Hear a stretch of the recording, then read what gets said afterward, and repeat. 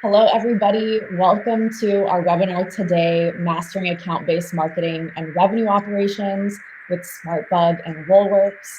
My name is Ali Lilly. I'm a business development executive here at SmartBug. We are a full-service digital agency that specializes in solutions for the full customer lifecycle, and we're also an elite HubSpot partner.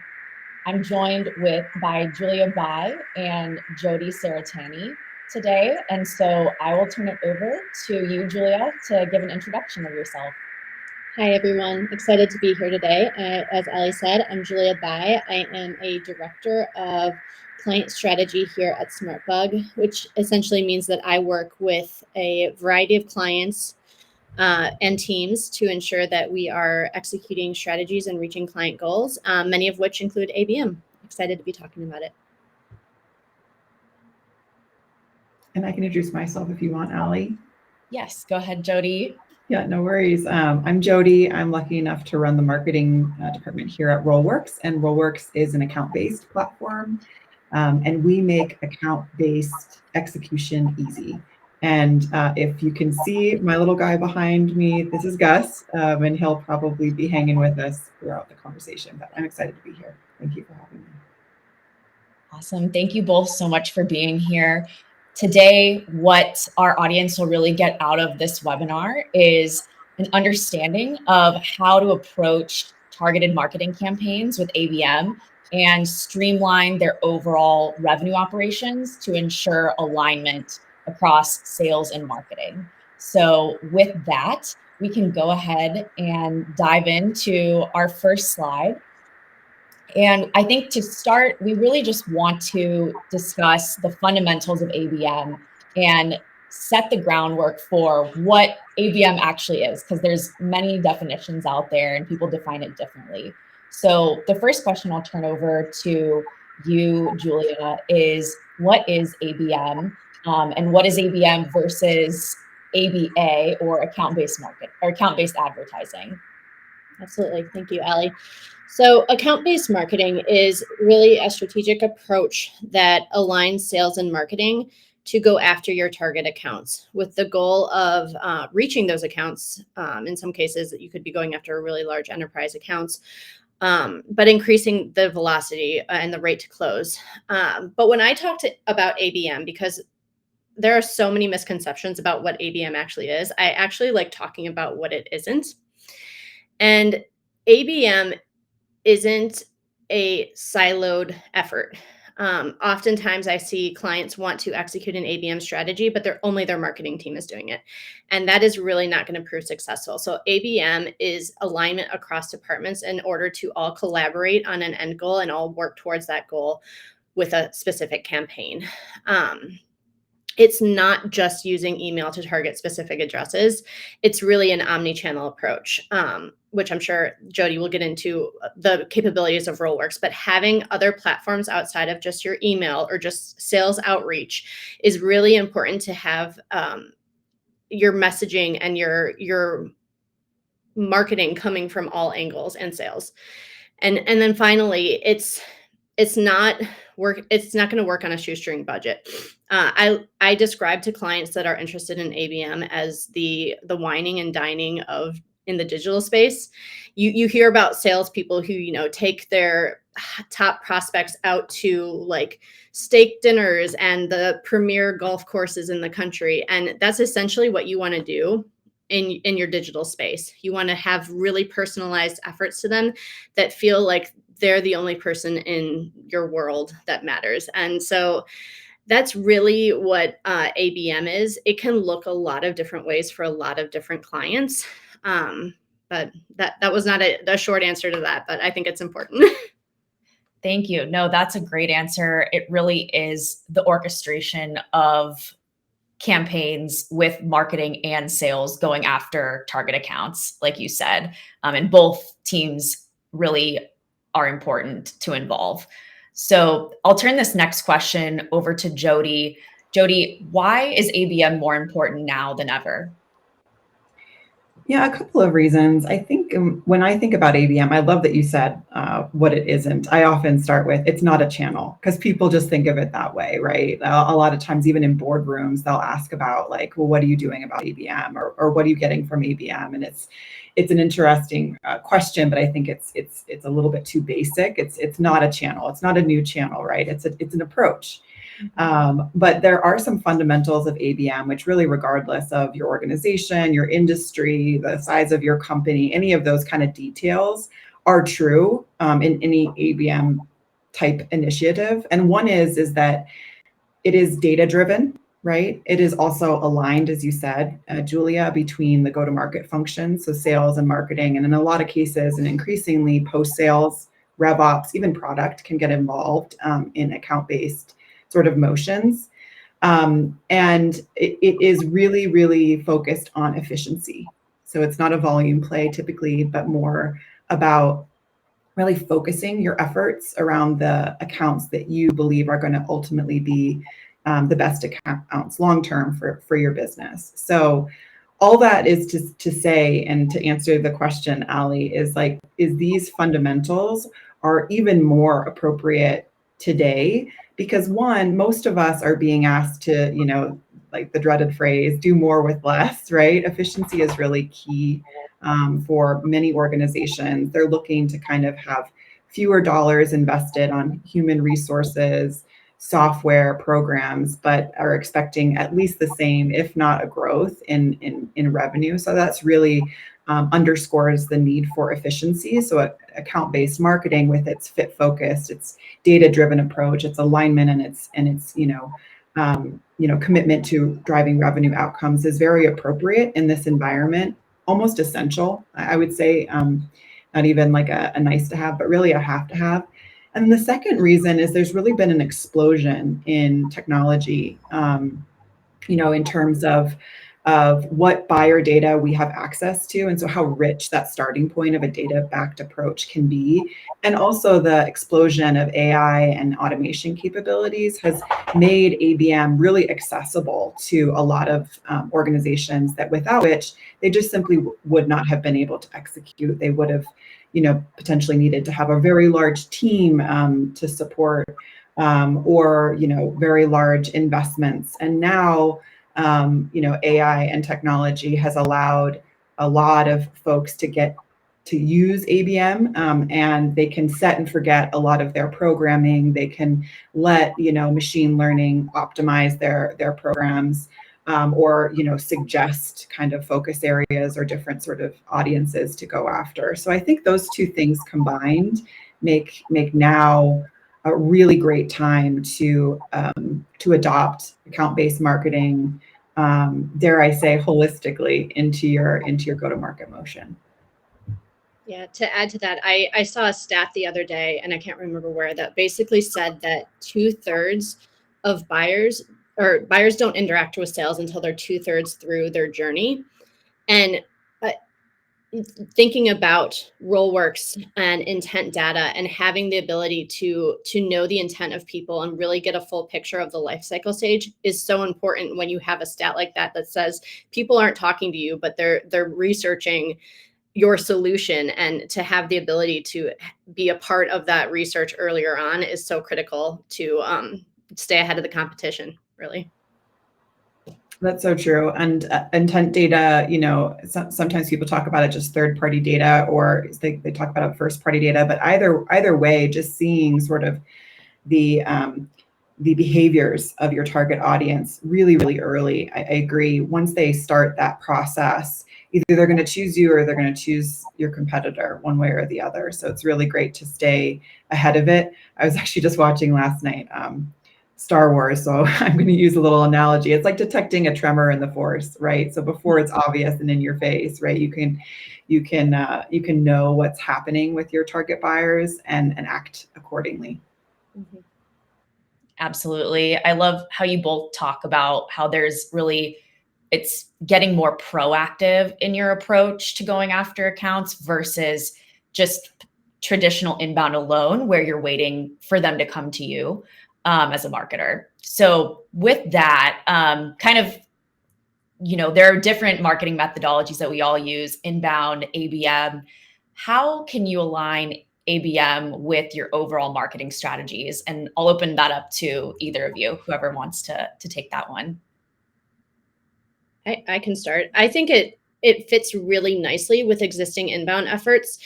I tell clients all the time that when you start ABM, you can't start as like your first digital presence ever. Like, you have to have resources, you have to have a really strong understanding of your targets, and you have to have content and things that you're able to share with them that help prove your value, your education, that you are the right fit to the problem that they're solving.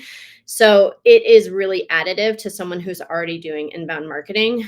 And it's really, it enhances it in a lot of ways. Yeah, there's maybe, I agree. And sometimes I when I'm talking to folks that are inbound sort of natives, right? And that's gotten to them to a certain point. I feel like there's a moment sometimes where you start to see your inbound efforts, kind of plateauing, right? Or not keeping up with your growth targets. It's a really good methodology for smaller companies, right? Because you're in theory, you started the company because you believed that there was a demand from the market that was unmet, and so that folks would be looking for you, and so you're sort of just playing into that reality, right? So I think it's a fabulous, cost-effective way to start. But at a certain point, you have to go from a pull methodology to a push and a pull, and that's, I think, where ABM can start to kind of give you another accelerator in your growth trajectory. And that's where it can really sort of fit in. Having said that, I do think that once you sort of adopt ABM, even your inbound strategy can evolve a bit to have like that hyper fit focus, to have that alignment with sales, to use data to your advantage. And so it's not so much that they're separate in a more mature organization, but actually really connected. Because again, that it's sort of a best practice in many ways, to just infuse efficiency. For example, like most of us who practice inbound marketing do retargeting, but there's a lot of waste in retargeting if we're retargeting everyone and not just retargeting or spending money to get folks back that fit your target account list and they are a priority for your organization. So doing things like filtering out non-qualified folks is an account-based marketing practice within the inbound motion that can help you optimize your inbound motion even further. And again, I think horizons of growth are really important to just keep in mind in that first horizon of growth for an organization. And maybe folks on this call are there. Inbound is perfect and probably all you need and can get you pretty far in terms of growth. But at a certain point, and if you're there and you're starting to see, well, we're not seeing our organic traffic grow at such a rate, or we're starting to plateau in terms of our web-based lead gen efforts, et cetera, or you're starting to see that, your conversion rates aren't as great through the funnel. Maybe there's some noise at the top of the funnel and you kind of need to optimize to make your sales team more efficient. Those types of moments can really clue you in that now might be a time to introduce that push motion as well. And some of the best practices on ABM is great to adopt. Yeah, and you triggered a recent suggestion that I had to a client that is kind of like the perfect example of everything you just said. With ABM, we're targeting companies. So within a company, you have the decision makers, but you also have the influencers. And if the decision maker is a C-suite person, they're not going to come to your website and take the time to read a blog, but someone who's in the day-to-day grunt of stuff that's an influencer in the decision might be the one to find the blog. So it's really important when you're thinking about both ABM and inbound to really think about who's going to take what action on the website and cater your inbound content to those people as well. Yeah, I love that.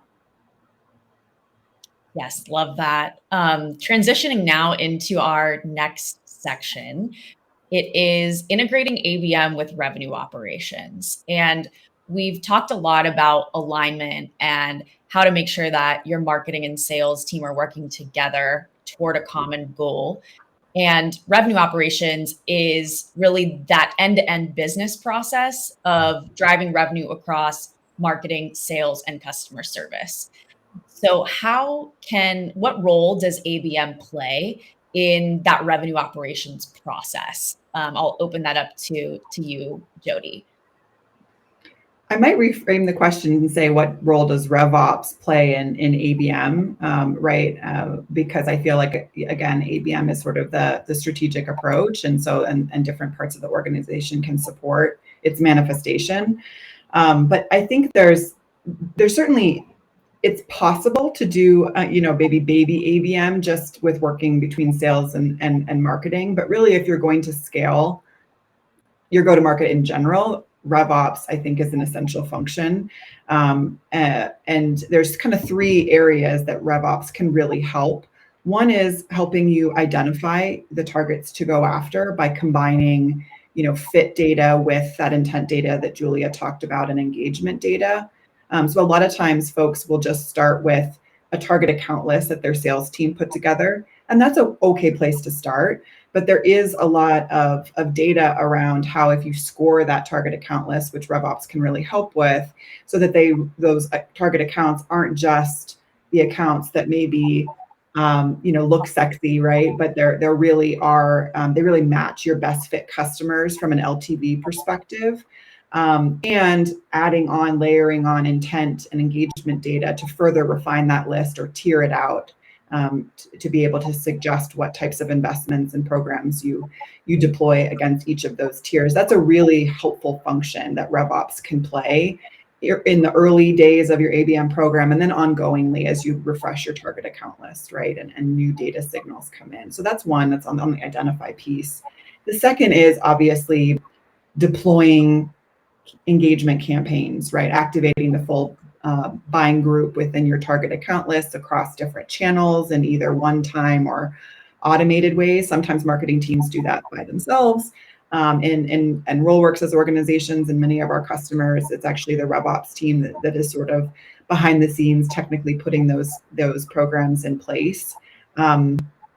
And launching them. And then finally, the third area is really measurement. So really understanding of all the account-based investments you're making, what are you getting for them? And measurement's a super interesting area of account-based marketing because again, account-based marketing is not a channel, and it is not simply for, lead generation, right? It can influence, getting accounts aware of you. It can influence accelerating pipeline. It can influence retention and expansion outcomes, et cetera.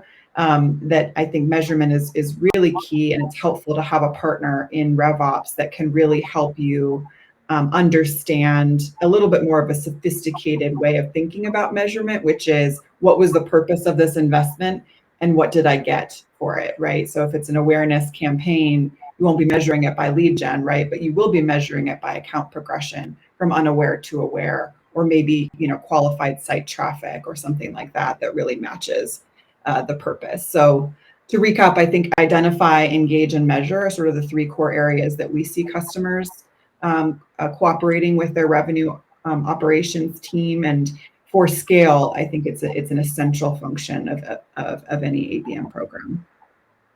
That's such a good point, Jody, about defining what your different success metrics are, and that they may not always just be lead generation with ABM. They may be something like influencing sales pipeline velocity. Because I know, for example, for deals that we have in our pipeline here at SmartBug, we run Rollworks ads at later stage deals that we're just trying to kind of influence just a little bit more to get that close. And so kind of with that, Julia, I'm curious how you can use ABM to align marketing and sales potentially on those different types of initiatives that Jody talked about. Yeah, and really how I'm going to answer this is very similar to what Jody just said, but it's really around dashboards. Within SmartBug and our internal efforts, and with clients, both, having a unified dashboard is critical so that everyone's looking at the same data. I can't tell you how many times people look in disparate systems that measure things differently, and then the message isn't the same. So at SmartBug, we have a dashboard specifically that is integrated with ABM. and our Rollworks account, but also integrated with G2. And so I think part of it is having the same data, but then also having your techs integrated as well, and all looking in one place at the same information and analyzing it in the same way. So that is one really important component.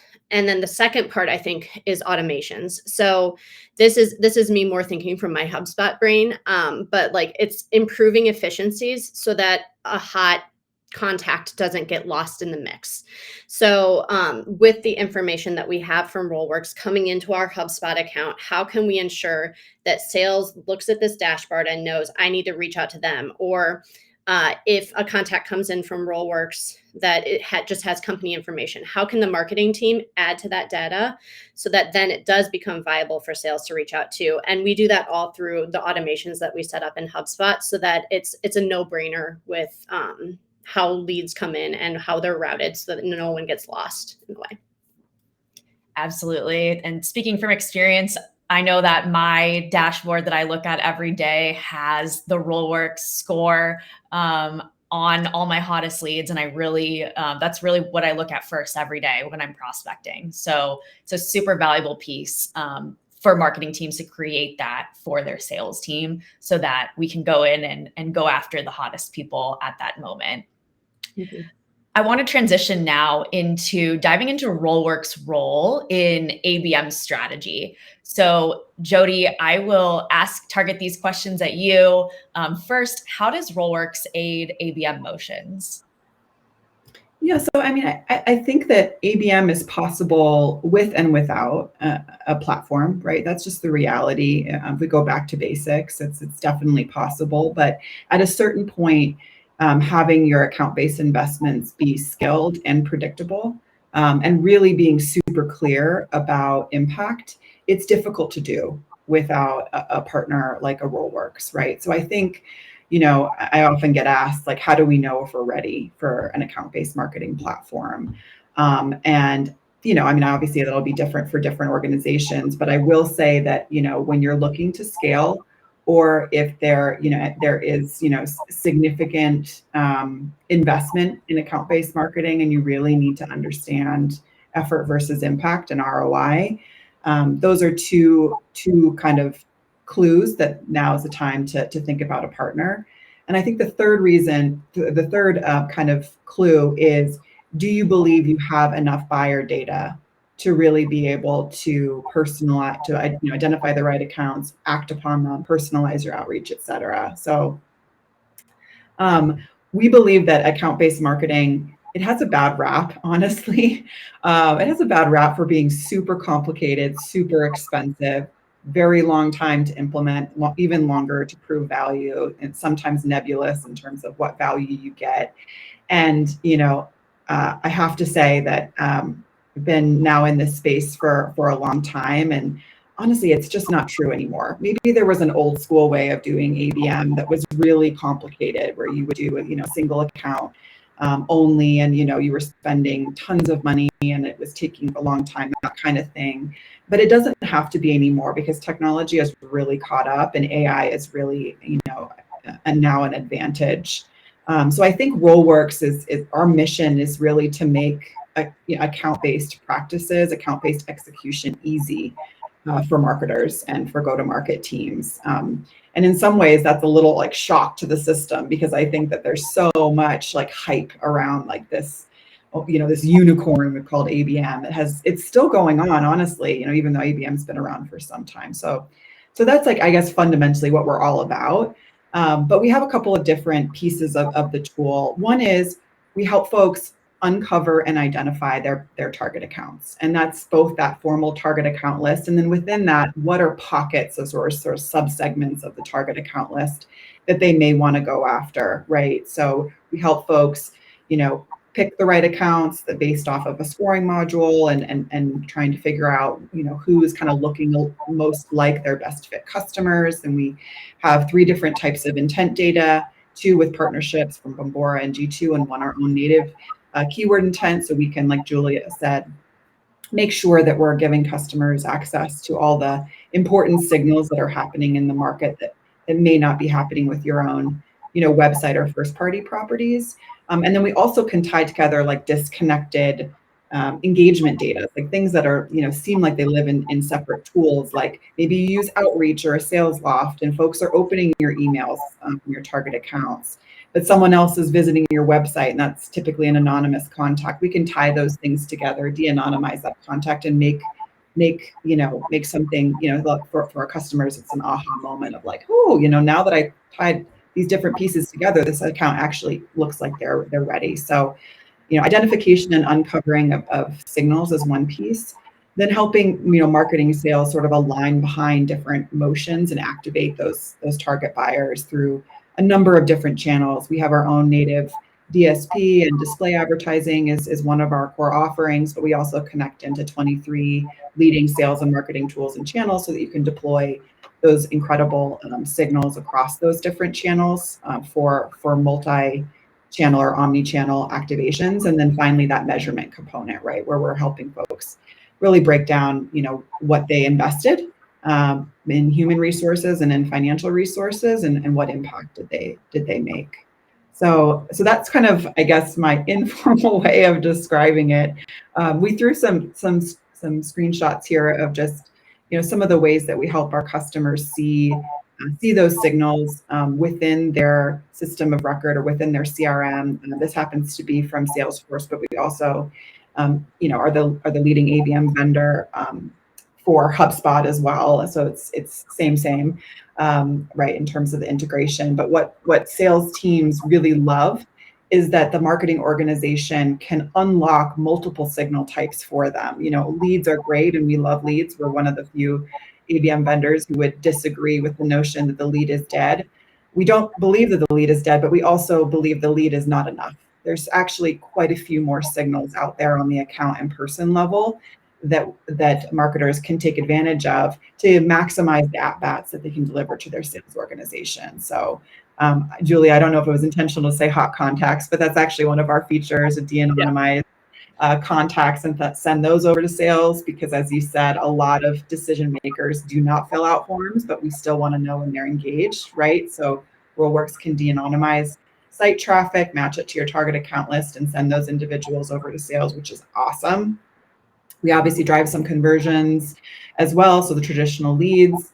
And then we also pass along, what we call, it's kind of account scoring journey stages is the name of the feature, but effectively it's your own way of grouping accounts by the actions that they've taken and their relative readiness in terms of their buyer's journey.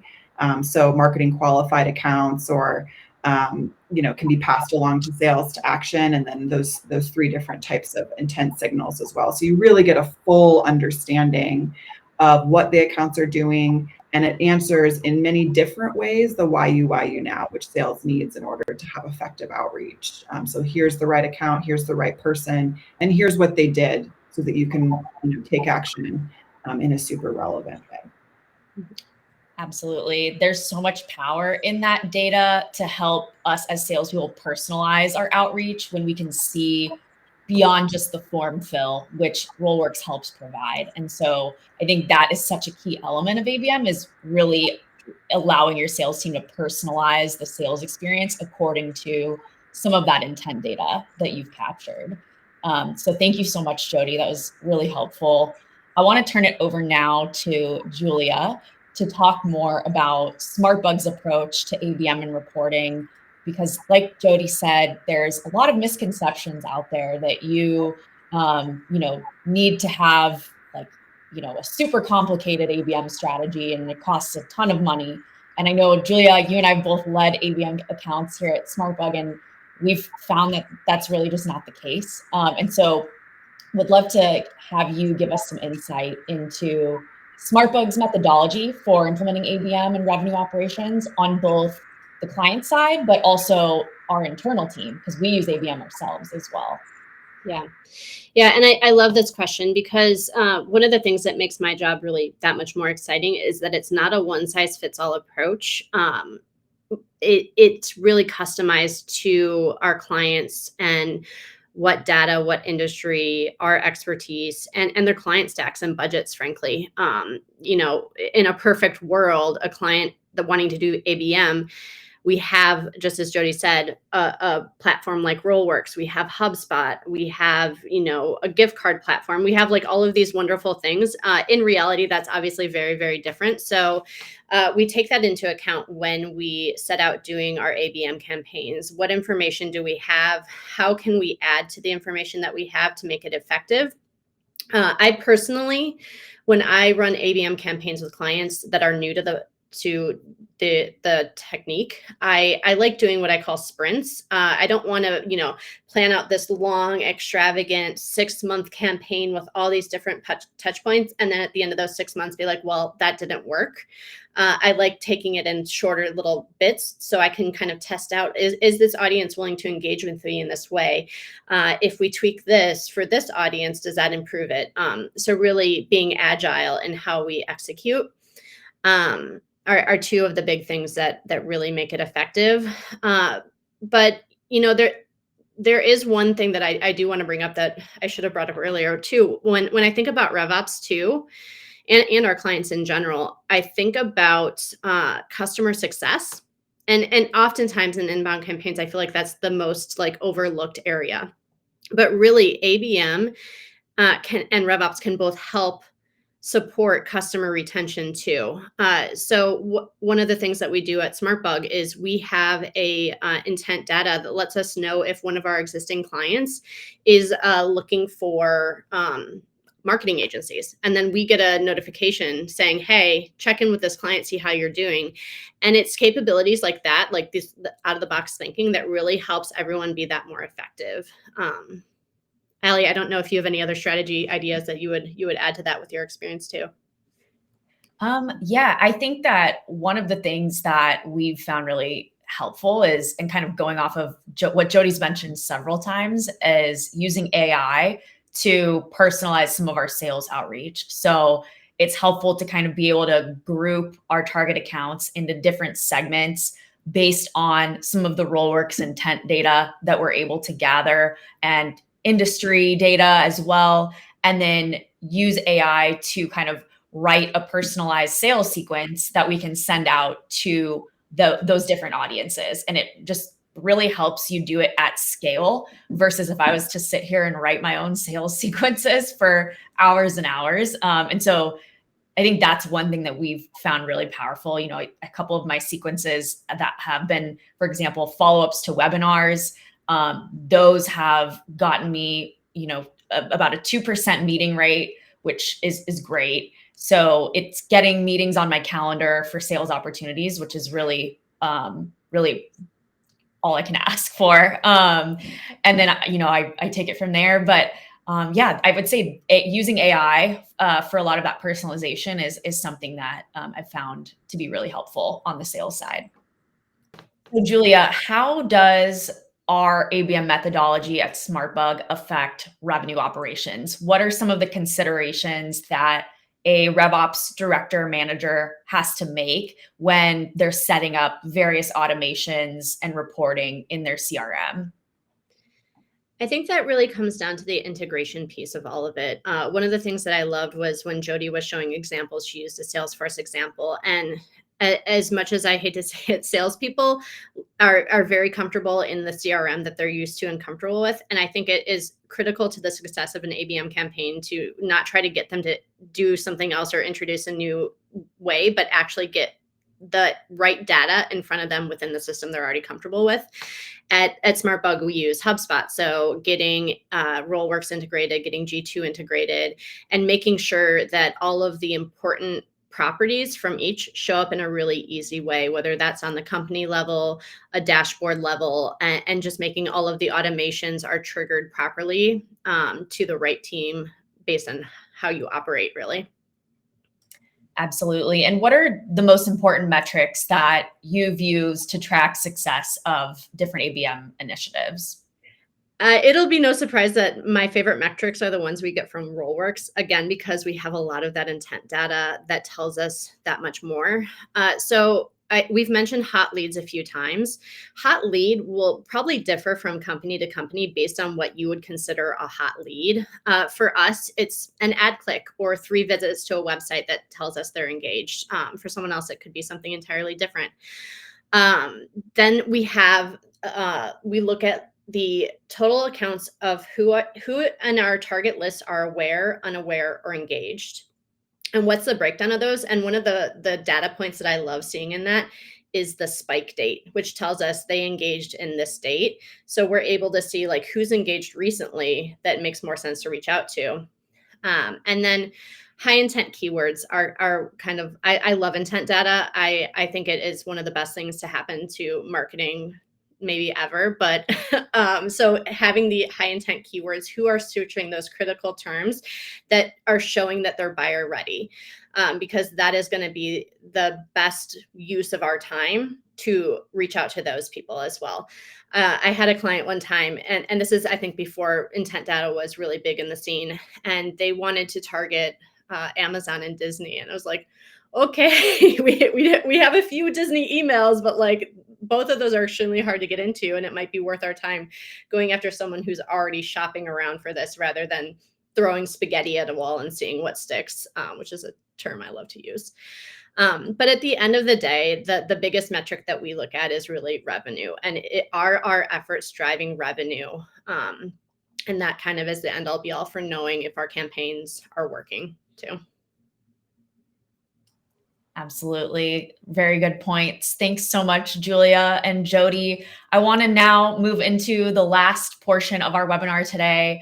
It's getting closing thoughts from each of you and also answering audience questions. And I think we're going to have time to answer one audience question today. So Julia, I'll open it up, or I guess Jody, I'll switch it back over to you first. The first question that we have is, what are some common challenges organizations face when integrating ABM with their existing marketing strategies? And how do SmartBug and Rollworks recommend overcoming these hurdles? So I think I said it before, but it really is true. What we see is that account-based marketing fails because people make it overcomplicated, right? That they really people get paralyzed, honestly. They spend an enormous amount of time trying to think through, and articulate all the different pieces, and it's like death by PowerPoint a lot of times, death by preparation, instead of looking for low-hanging fruit, seeing what works, proving it out, and scaling from there. So I think the recommendation that I always have is to remember that when it comes to, to any kind of demand-focused practices or revenue-focused practice, there's two parts of creating that demand, right? Or adding demand, I guess. There's demand capture, right? And then there's demand creation, and they're very separate. And demand capture is far faster.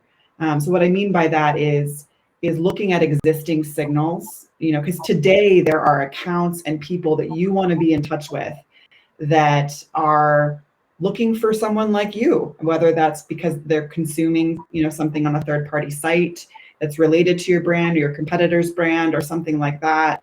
And I'm talking about intent data here, or perhaps they're actually engaging with your sales emails, and you don't really realize that that's happening because you're in marketing and you're not looking at outreach data that are opens, right?